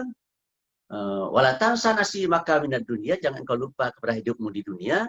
Ya, artinya kita harus mendapatkan surplus gitu. Kalau kita membuat kalau kita dengan keluarga kita harus makan 1 liter, ya jangan sampai 1/4 liter. Ya kalau bisa beras kita jangan 1 liter, berliter-liter gitu kan, supaya kita sejahtera. Nah, tapi kalau misalnya beras kita sudah berliter-liter, ya kita butuhkannya 1 liter, ya selebihnya sebagian dikasih kepada tetangga kita yang kemiskinan. So kata Nabi, tidaklah beriman salah seorang kamu kalau misalnya kamu itu perutnya kenyang, sementara tetangga kamu kelaparan gitu. Oleh karena itu ya apa yang kita perdapat ya kita bagi ya, supaya hidup ini nikmat tidak hanya untuk kita tapi juga untuk orang lain gitu. Dan kalau seandainya kita sudah bisa juga menyenangkan diri kita, menyenangkan tetangga kita, menyenangkan masyarakat kita, nah kita juga harus punya kewajiban untuk menjaga lingkungan kita. Nah, tetapi ada yang kurang dari konsep SDGs itu, ternyata konsep baik mereka itu hanya terbatas untuk meraih kesuksesan di dunia ya. Tidak bicara sedikit pun dengan kesuksesan nanti di hari akhirat ya. Wabtaghi fima ataqallahu darul akhirah wala tansa nasibaka minad. Kalau bagi kita ini semua aktivitas kita ya itu harus kita orientasikan bagi kesuksesan hidup kita nanti di akhirat. Nah, tetapi kata Tuhan jangan kamu pikirkan kesuksesan kamu di akhirat saja. Kamu juga harus pikirkan nasib kamu di dunia ini gitu kan. Nah, oleh karena itu bagi kita hidup di dunia ini adalah merupakan jembatan ya untuk menuju kesuksesan hidup di akhirat. Nah, kalau kita ingin sukses di akhirat ya harus sukses juga di dunia. Nah, bagaimana cara supaya kita sukses di dunia, Pak Andrabas? Ya kamu jangan kamu handalkan saja kepada otak kamu karena otak kamu terbatas. Gitu. Oleh karena itu otak kamu pergunakanlah, pakailah afala tatafakkarun, afala tatadabbarun, afala tubsirun, ya silakan kamu pakai otak kamu, tapi otak kamu harus dicerahkan, disinari dengan Al-Quran dan As-Sunnah. Nah, oleh karena itu kita memiliki kewajiban ya untuk bagaimana mengembangkan ekonomi syariah atau mengembangkan ekonomi Islam di tengah-tengah sistem ekonomi neoliberalisme atau liberalisme yang sekarang ini sangat mendominasi dunia begitu. Dan saya memang melihat apa namanya ya, yang namanya dunia ekonomi itu ada dua sisinya, terutama ya dua sektornya ya, sektor real dan sektor finance. Di sektor finance ini kalau masalah larang-larang Allah, misalkan di sektor finance ya, Tuhan melarang kita untuk terlibat dalam kegiatan yang ribawi, ahlul bai' wa haramar riba. Itu di sektor finance, ya kan, di sektor keuangan. Nah, tapi di sektor apa? Di sektor real, kita tidak boleh menipu-menipu ya.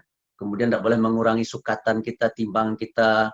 Kita tidak boleh apa namanya mengambil keuntungan dengan cara-cara yang tidak benar gitu kan. Nah, itu di sektor real. Nah, oleh karena itu kesimpulannya adalah saya ingin mengakhiri, kalau saya kita menginginkan satu masyarakat yang baik, masyarakat yang penuh dengan kemaslahatan ya, maka masyarakat itu harus punya pedoman ya. Dan pedoman itu adalah pedoman yang akan bisa menyelamatkan mereka hidup di dunia dan hidup di akhirat. Dan pedoman itu adalah ada dalam Al-Quran dan As-Sunnah. Oleh itu wajiblah bagi kita untuk mengembangkan ilmu aktivitas ekonomi Islam, melakukan aktivitas di mana aktivitas ekonomi kita itu harus sesuai dengan ajaran Islam. Yang kedua, dari aktivitas kegiatan kita yang dalam bidang ekonomi yang didasarkan kepada Islam itu kita pelajari, nanti akan terbentuk itu ilmu ekonomi Islam ya. Kemudian dengan ilmu ekonomi Islam yang kita miliki itu ya, kita pergunakan untuk membantu kita, membantu bangsa kita, membantu negara kita untuk menegakkan sistem ekonomi Islam, supaya sistem ekonomi Islam yang kita tegakkan ini akan bisa mensejahterakan rakyatnya tidak hanya di dunia, tapi juga nanti di hari akhirat. Nah, itulah kira-kira yang yang perlu saya sampaikan sebagai pengantar ya. Jadi kalau saya buat hierarkinya, yang pertama adalah aktivitas ekonomi, kegiatan ekonomi, lalu kegiatan ekonomi dilihat oleh para ilmuwan, lalu para ilmuwan menemukan kebenaran-kebenaran ya, yang terdapat dalam kegiatan ekonomi yang sudah dituntut oleh ajaran Islam ya. Kemudian dengan ilmu ini, ilmu ekonomi Islam ini kita pergunakan untuk menyukseskan sistem yang kita sebut dengan sistem ekonomi Islam itu. Apa tujuannya? Mensejahterakan seluruh rakyat. Nah, oleh karena itu pelaku ekonomi, kalau dalam sistem Islam adalah dua, individu dan negara. Kalau dalam Islam itu tiga, individu, masyarakat, negara. Nah, contoh konkret nih, di masa COVID-19 ya, begitu masyarakat dihimbau oleh pemerintah untuk supaya jangan keluar rumah, apa yang terjadi? Pendapatan masyarakat langsung menurun. Nah, kalau masyarakatnya masyarakat orang kaya tidak terlalu masalah. Tapi kan ada orang, elemen masyarakat yang bekerja pagi, dapat siang, dimakan sore kan. Nah, kalau misalnya dia sudah tidak keluar rumah 2-3 hari, ya akibatnya nggak ada yang akan mereka makan gitu. Sehingga mereka terancam oleh kematian, oleh sakit dan kematian. Timbul pertanyaan, tugas siapa itu Pak Abbas membantu mereka? Kalau di Australia sana itu tugas negara. Kalau di Indonesia tugas siapa Pak? Ya tugas negara juga. Ada di dalam pasal 34. Fakir miskin, anak terlantar dipelihara oleh negara. Itu. Jadi semestinya begitu ada sudah 2 hari, 3 hari orang 2 hari orang berkurung diri, itu negara harus membawa beras dan makanan ke rumah orang-orang yang masuk kategori terfakirkan dan termiskinkan karena dia sudah 2 hari tidak bekerja. Tapi ternyata faktanya kan tidak seperti itu. 1 bulan, 2 bulan, pemerintah masih sibuk saja mencari data siapa yang akan dikasih. 1 bulan, 2 bulan, pemerintah masih sibuk saja berdiskusi kan. Nah, kalau udah tidak makan 2-3 hari kan bisa sakit. 5 hari, 6 hari saya sudah mati itu kan. Jadi kalau misalnya kita tunggu negara untuk menolong rakyat yang fakir dan miskin ini, saya rasa sudah jutaan orang meninggal di negeri ini. Tapi kalau tidak banyak yang meninggal, Pak Andreas, ya bagaimana mereka meninggal? Karena mereka makan. Ya, karena mereka masih bisa memenuhi kebutuhan pokoknya. Nah, bagaimana cara mereka memenuhi kebutuhan pokoknya, Pak Andreas? Ya orang di negeri kan banyak orang Islam kan membantu mereka. Gitu, bantuan dari pemerintah belum turun, tapi umat Islam sangat peduli dengan tetangganya, ya kan? Karena tetangganya dia lihat berkekurangan, ya dia bantu, gitu kan? Nah, sehingga akhirnya masyarakat terselamatkan ya. Oleh karena itu menurut saya negara ini harus berterima kasih kepada umat Islam. So kalau umat Islam tidak keluar dengan zakat infak sedekahnya, membantu orang yang fakir dan miskin, maka negeri ini akan kacau balau ya. Nah, oleh karena itu menurut saya ya eh, tidak hanya bangsa ini yang menurut saya harus melirik kepada sistem ekonomi Islam, tapi menurut saya dunia. Ada salah seorang peraih Nobel namanya Joseph Stiglitz. Joseph Stiglitz menyatakan bahwa jika seandainya dunia ini diserahkan saja penyelesaian kepada sistem ekonomi yang dominan sekali di dunia, maka dunia akan semakin dekat ke tubir kehancurannya. Nah, oleh karena itu dunia, kata dia, memerlukan sistem ekonomi alternatif. Dan menurut saya sistem ekonomi alternatif itulah sistem ekonomi Islam ya. Dan beberapa teman saya yang tidak seiman dengan saya, yang tidak sekeyakinan dengan saya pernah diundang untuk makan siang oleh seorang banker, bukan banker berskala dari Sabang sampai Merauke, tapi adalah seorang banker yang berskala dunia ya, karena dia memimpin sebuah bank yang dimiliki oleh multinational corporation, yang banknya ada di mana-mana di negara-negara di dunia ini. Nah, dia membuat testimoni kepada saya, Pak Nraba, saya sudah membaca, saya ini seorang banker, tidak ada buku tentang perbankan di dunia ini yang bagus yang tidak saya beli. Jadi semua buku tentang perbankan yang bagus-bagus sudah saya beli dan sudah saya baca. Kesimpulan saya satu, kata dia. Apa kesimpulan Bapak? Yang namanya conventional banking system itu pasti akan melahirkan krisis. Pasti akan menimbulkan krisis. Itu pertanyaan pada diri saya. Lalu ada nggak sistem ekonomi yang bisa membendung dan menghambat bagi terjadi krisis? Oh, ada, Pak Andreas. Apa itu? Dia menyatakan Islamic banking system. Gitu. Yang ingin saya sampaikan adalah, siapa itu orang? Itu orang adalah Chinese, agamanya Kristen Protestan. Tiba pertanyaan dari saya. Dia Chinese, agamanya Kristen Protestan, tidak seiman dengan saya, tapi sangat yakin, seyakin-yakinnya bahwa Islamic banking system itu adalah sistem ekonomi, sistem perbankan yang bagus, yang akan bisa menghambat bagi terjadi krisis. Nah, sementara faktanya di kalangan kita umat Islam banyak ustadz, banyak kiai ya yang tidak percaya terhadap sistem ekonomi Islam dan sistem perbankan Islam itu. Jadi dengan demikian saya ingin mengakhiri ya, benarlah kata Syekh Syakib Aslan. Syekh Syakib Aslan ditanya oleh muridnya, limadza ta'akhrul muslim, kenapa orang Islam itu terkebelakang? Apa jawab Syekh Syakib Aslan? Karena dia meninggalkan ajaran agamanya. Ya. Sementara dunia saya lihat bergerak mendekati apa yang diajarkan oleh Islam. Seperti tadi contohnya ya, 3P tadi. Profit, planet, people, planet. Itu kan temuan dunia. Tapi ternyata temuan dunia itu baru beberapa tahun yang lalu itu. Sementara Nabi Muhammad sudah menyampaikannya 14 abad yang silam. Jadi kesimpulan saya adalah semakin maju dunia ini bergerak, maka dunia semakin dekat atau dunia ini semakin membuktikan terhadap kebenaran dari firman-firman Allah dan sabda-sabda Rasul. Oleh karena itu nanti menurut saya pada waktunya akan orang akan membaca fabi ayyi ala'i rabbikum tukadziban. Ayat Tuhan yang mana yang ingin engkau bantah lagi? Ayat Tuhan yang mana yang ingin engkau dustakan? Jadi oleh karena itu saya ingin mengakhiri, sadaqallahul azim. Maha benar Allah yang Maha Agung. Dan menurut saya kalau kita ingin selamat di dunia dan akhirat, maka tidak ada pilihan bagi kita kecuali mengikuti firman-firman-Nya dan mengikuti sabda-sabda Rasul. Demikian, terima kasih. Wassalamualaikum warahmatullahi wabarakatuh. Waalaikumsalam warahmatullahi wabarakatuh. Oke, baik Pak. Mungkin ada sedikit sesi tanya jawab sekitar 15 menit ya Pak ya? Ya, silakan. Ini ada pertanyaan pertama nih dari Dinda Cahya dari jurusan manajemen. Ingin bertanya, menurut Bapak Rabas, apakah sistem ekonomi syariah sudah cukup baik atau sudah cukup banyak diterapkan dalam sistem ekonomi Indonesia? Terima kasih, Pak. Ya, kalau sistem, ya kalau kita lihat dari angka-angka ya, market share-nya perbankan saya kan baru 9,1%. Jumlah umat Islam berapa? 90% kan? Market share-nya berapa? 9,1. Berarti berapa tuh kalau angka itu saya kita adu ya? Berarti orang Islam di Indonesia ini 80% belum mengikuti ajaran agamanya. Ya kan? Gitu. Begitu juga asuransi syariah. Berapa orang yang baru ikut asuransi syariah? Jadi kesimpulan saya, ya seperti tadi, Apalagi sekarang ini ya, kan tadi waktu lagi fima ataqallar akhirah tan sanasi makam dan dunia, kita disuruh oleh Allah untuk mencari karunia Allah ya. Kemudian kita juga faiza qudiyatus shalah fantasyiru fil ard. Kalau kamu udah selesai sholat, bertebaran di bumi ya. Cari karunia Allah itu kan. Untuk mencari karunia Allah itu apa itu ya? Ya pakai ilmu kan. Ilmu apa di antaranya? Ilmu ekonomi. Bukan ilmu, maksud saya bukan ilmu ekonomi yang Anda pelajari di sana, itu kan teori itu. Ilmu yang Anda pelajari di apa itu kan teori saja, prakteknya juga gitu.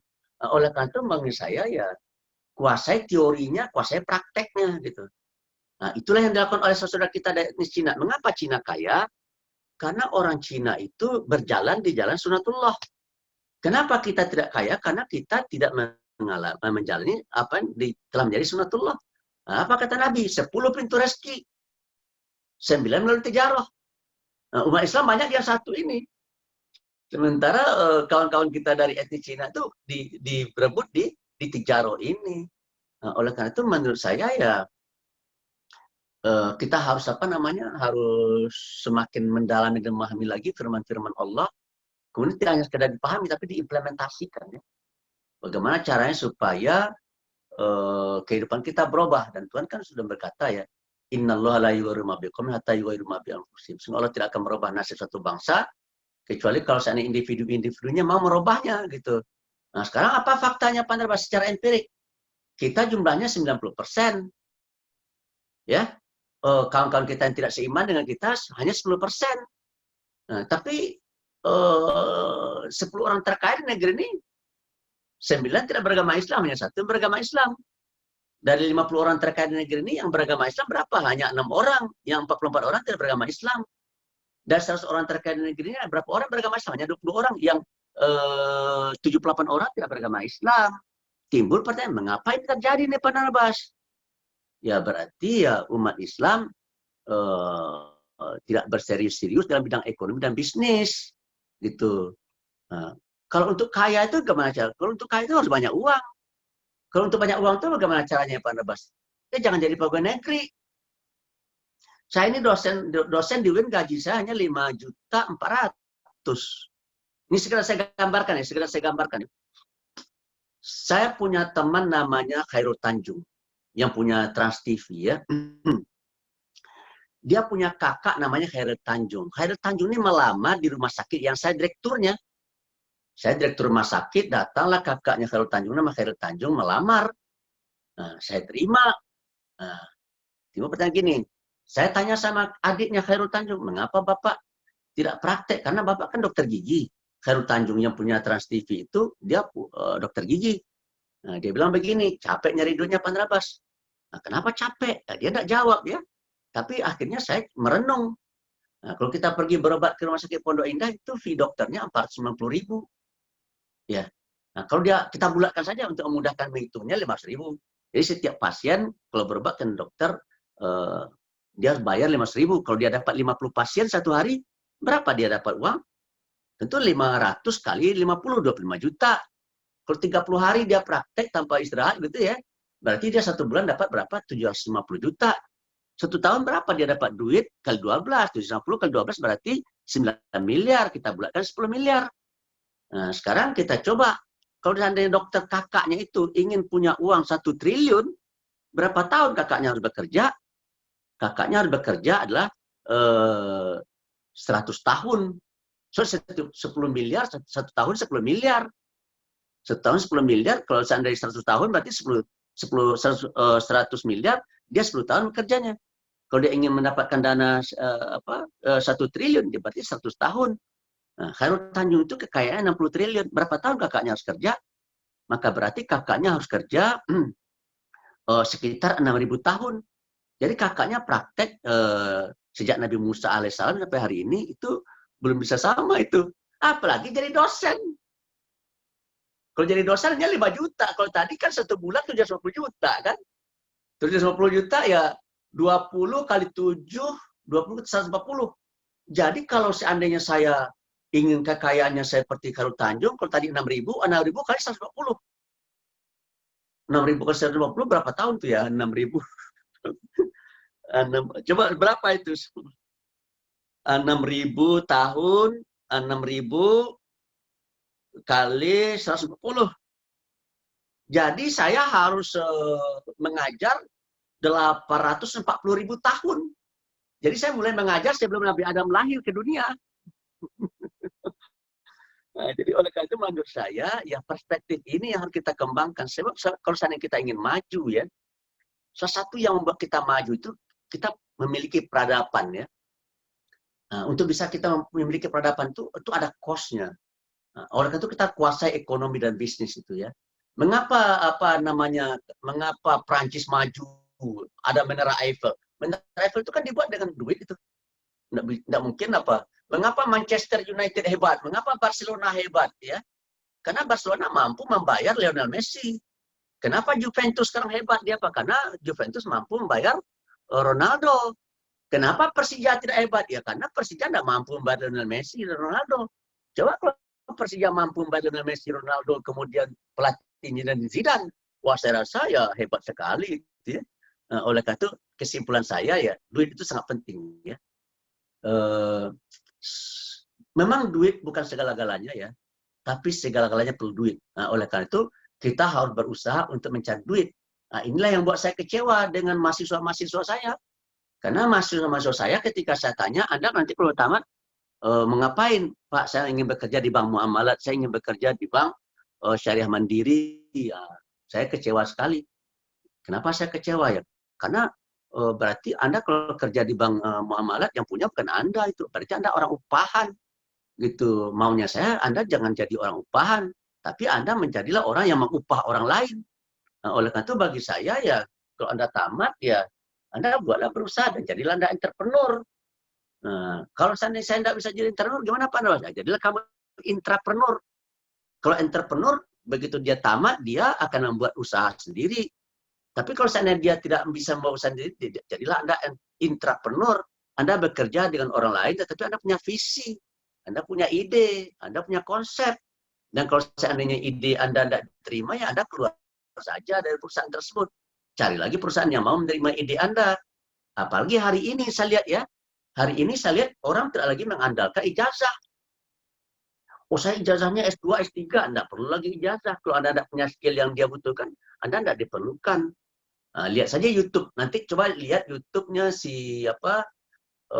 siapa namanya ini Deddy Corbuzier. Deddy Corbuzier tentang pendidikan. Coba aja lihat Deddy Corbuzier pendidikan gitu. Kata dia tidak perlu kuliah tinggi-tinggi lah gitu kan. Nah sekarang anaknya saya lihat Azka Corbuzier itu umurnya 14 tahun tapi followernya sudah 1 juta sekian. Sudah terbayang oleh kita kalau followernya 1 juta sekian itu mungkin barangkali bangsa 1-2 miliar sebulan sudah dapat itu. Nah, oleh karena itu bagi saya yang sangat penting sekali bagaimana menyadarkan mahasiswa-mahasiswa ini bahwa era Anda sekarang ini yang diperlukan itu adalah inovasi dan kreativiti. Ya. Nah, oleh karena itu bagi saya yang terpikir ya bagaimana caranya lewat kuliah-kuliah yang Anda dapatkan itu ya ada ide-ide kreatif yang muncul dalam diri Anda ya sehingga Anda terdorong untuk menjadi manusia yang mandiri dan tidak menggantungkan hidupnya kepada perusahaan orang lain karena Anda akan membuat perusahaan sendiri.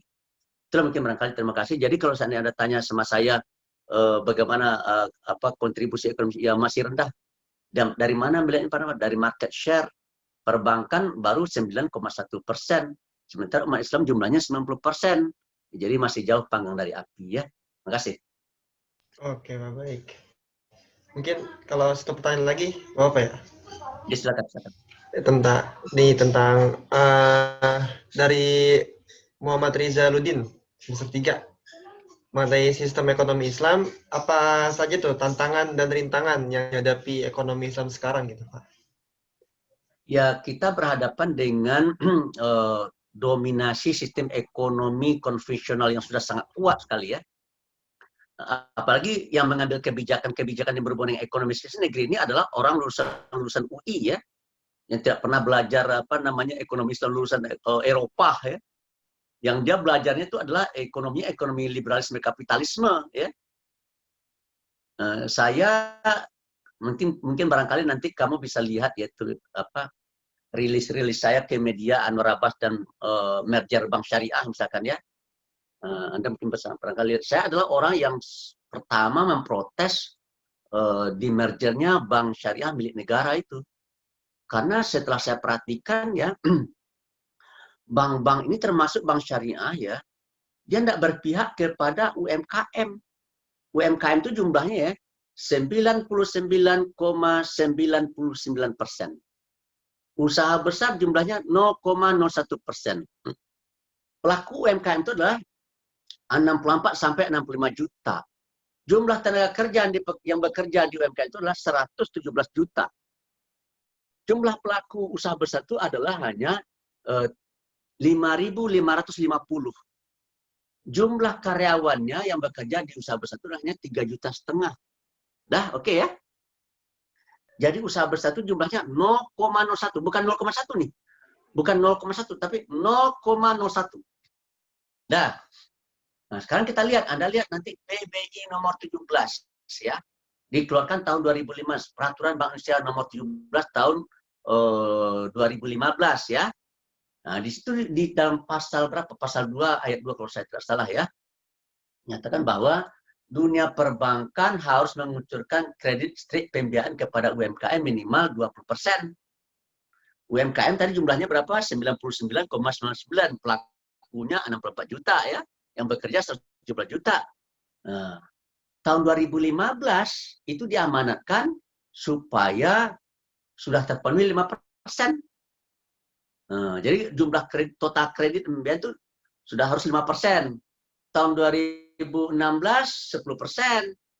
Tahun 2017 15%. Tahun 2018 itu 20%. Nah, faktanya gimana Pak Nerabas? Faktanya tahun 2019 total kredit dan pembiayaan kepada UMKM adalah hanya 19,1. Ketika saya sampaikan di depan forum 19,1, saya di WA oleh seorang banker. Tidak benar itu Pak Nerabas. Terus yang benarnya apa? Yang benarnya hanya 18%. Ya kan? Nah, jadi yang jumlahnya 99,99 hanya dapat 18%. Yang jumlahnya 0,01 dapatnya 82%. Gitu. Oleh karena itu apa yang akan terjadi itu Pak Nerabas? Tadi kan kita sudah jelaskan ya, kalau ingin kaya ya pakai duit. Tuh, kalau seandainya kita ingin sukses ya kita harus punya duit. Nah, siapa yang dapat duit? Ya kalau ada orang tidak punya duit tapi dia kan dapat kucuran dana dari bank sehingga akhirnya dia punya duit. Dengan duit itu dia mencari duit lagi kan gitu ya.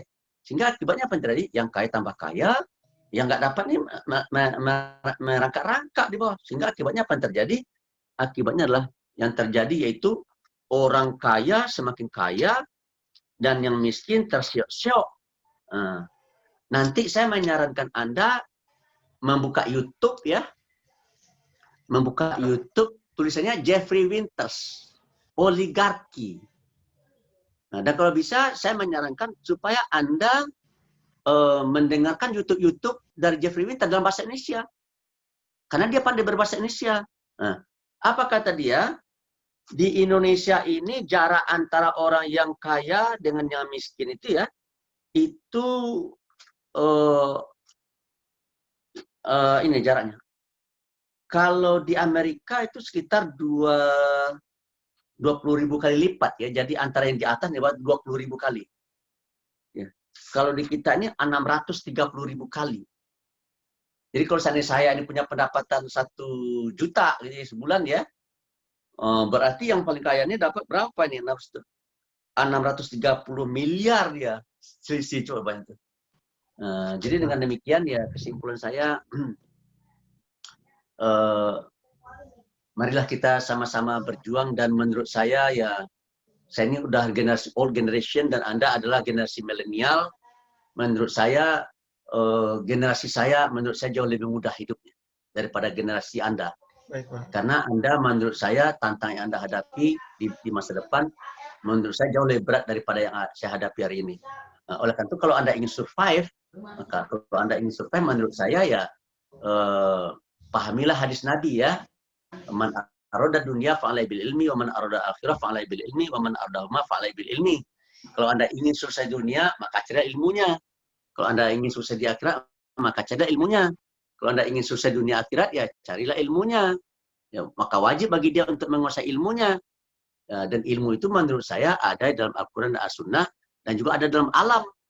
Gitu. Oleh karena itu saya menginginkan ya kalau orang UI dia tahu alam tapi tidak tahu Al-Quran Sunnah. Nah, kalau generasi saya tahu Al-Quran Sunnah tidak tahu alam gitu. Nah, kalau generasi Anda sekarang ini saya lihat ya, Anda sudah dikondisikan oleh kurikulumnya ada untuk tahu dunia dan untuk tahu Al-Quran Sunnah. Nah, inilah kalau seandainya ini sudah bisa disatukan dalam diri umat Islam di masa depan, maka menurut saya the glorious era of Islam akan muncul ya.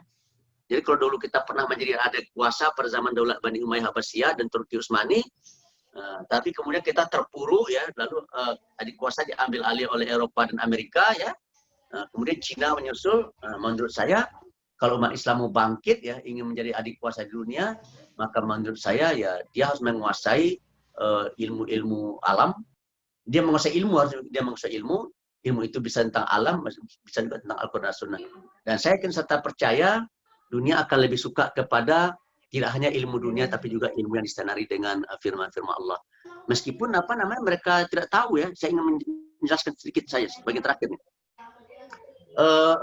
Profesor Dr. Rena Kasali, ahli marketing di UI, grup besar UI, bercerita ya bahwa di Amerika ada Walmart ya. Walmart itu adalah hypermarket terbesar di Amerika, mengintroduce sebuah konsep namanya return policy.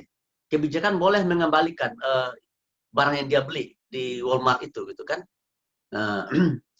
Banyak para ahli marketing menyatakan bahwa perusahaan Walmart itu akan bangkrut karena pasti akan banyak yang mengembalikan. Tetapi Walmart tetap kukuh dengan sikap dan pendiriannya, dan dia tetap melaunching return policy-nya, begitu kan. Nah, setelah 1 tahun 2 tahun diteliti oleh ahli marketing, ternyata Walmart itu seperti bola salju, semakin membesar, semakin membesar, semakin membesar. Nah, dicari orang, apa kiat suksesnya?